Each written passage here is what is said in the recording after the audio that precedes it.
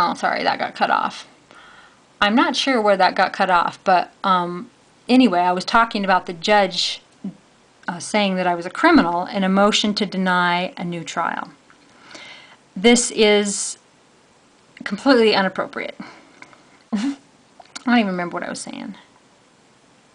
Okay, so anyway, I'm just going to start this one over. This is a comment that Marc Randazza has on one of the POPAT sites, and it talks about you were talking about motion for a new trial, and I think that was a damn good maneuver because the edges were sanded down. The edges he's talking about is because a federal judge accused me of a crime in a motion to deny a trial that was a civil case and a crime I was never charged with. I had no way to rebuttal. I had no way to defend myself, so now basically the law that this from a judge says that, oh, well, bloggers are journalists and can be media as long as they're not Crystal Cox, you know, because she's exposing the corruption in Portland, Oregon that involves Sussman Shank, Perkins Coy, Miller Nash, Tonkin Torp, you know, all his friends, Judge Randall Dunn, and the Department of Justice, Pamela Griffith. So I'm exposing all of them, so it doesn't apply to me, okay? So yeah, it got sanded down, but also remember, he thinks it was a good idea, but he didn't think of it, right? He wasn't going to have me do that, so filing a motion for a new trial was a way to do it. A motion for clarification of the order could have too, but I don't think it would have been superior. That meant the damage could be undone without the risk of greater damage. It was a brilliant move. And don't forget, folks, in January the plaintiff flew to meet my attorney in LA, the plaintiff and the plaintiff's attorney, and they made an offer to me, okay, which I refused. Also, don't forget, this comment was April 4th. April 2nd, the plaintiff also made me another offer, which I refused, because with that offer, it means that we don't go to appeal. And they're pushing hard for me not to go to appeal. Why? Oh, well, we can't have all these damn bloggers and citizens journalists running around thinking they're media, you know, when they're the ones that are bringing the actual news instead of just partial quotes and pieces of video. Okay? So basically, they want me to not appeal this so that big media can keep its foothold. Okay. I don't think that the scenario I put forth is that implausible. I've worked on appeals in that very scenario myself, knowing it was a suicide mission and knowing that my job was just to limit the damage. Okay, can anybody represent me to sue Marc Randazza? Because this means to me that he was going to represent me just to screw me over. He emailed me and told me he would be my attorney. We had a meeting, a phone meeting. Okay, so he was going to be my attorney just to screw me over? That... if not illegal, it's certainly unethical. I sure didn't write my briefs from that perspective, really. I wrote them to win. While I did not win, I at least managed to limit the damage. If I were in E's shoes and Cox said, I'm appealing with or without you, I would stick around and try to make sure, okay, well, I didn't say that. As you can see in my email where I told Marc Randazza, you are not my attorney, because he said he was, and then he said he'd represent me, and I said, no, you won't. I told him in that email, which you can see I posted it online, I told him in that email that I am not going to appeal without Eugene. Only Eugene, no other attorney. Because I had spoke to him so much about it, and his law, his no drama, no nonsense. He didn't pry into my private life. He didn't look at anything outside of just the cases, the law, and what this involved in the First Amendment. He was all business and all professionalism, and he treated me with respect. And that's what I wanted. So that's just not true. I would stick around and try to make sure she didn't cause any further damage by trying to appeal on her own. Not true. E thinks three-dimensionally. It would not surprise me in the least if he considered his role to be in that capacity. Well, he didn't, and that's not true.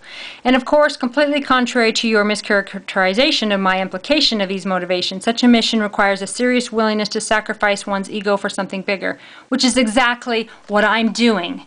You folks need to know, I don't need this. I don't have $2.5 million.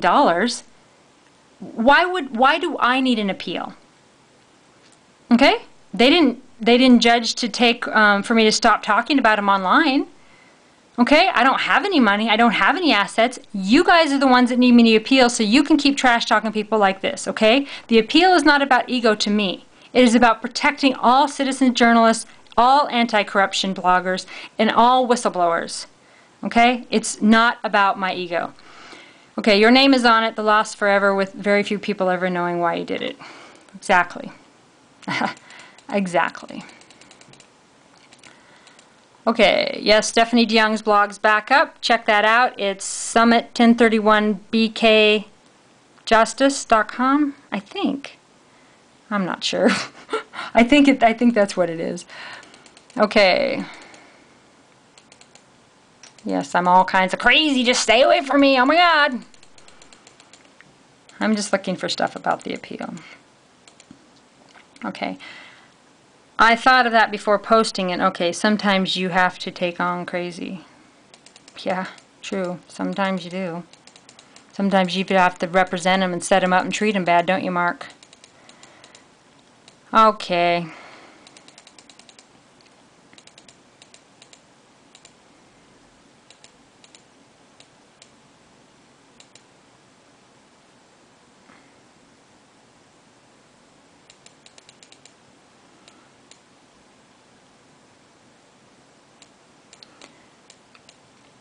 A lot of people say that they don't live, that I don't live in the real world. They do. Well, you don't live in my world, that's for sure. Because in my world, I see where victims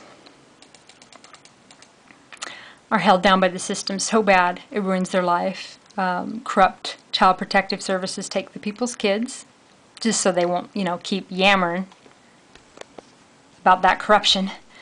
What I see is people's lives, their houses taken. I see horrible things happening to people that end up homeless, end up beaten, end up murdered.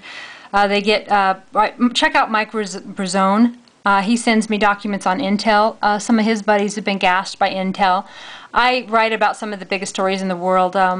Michael Graby, my phones were tapped by Homeland Security. I was talking about Michael Graby and the Wisconsin, the Scott Walker thing.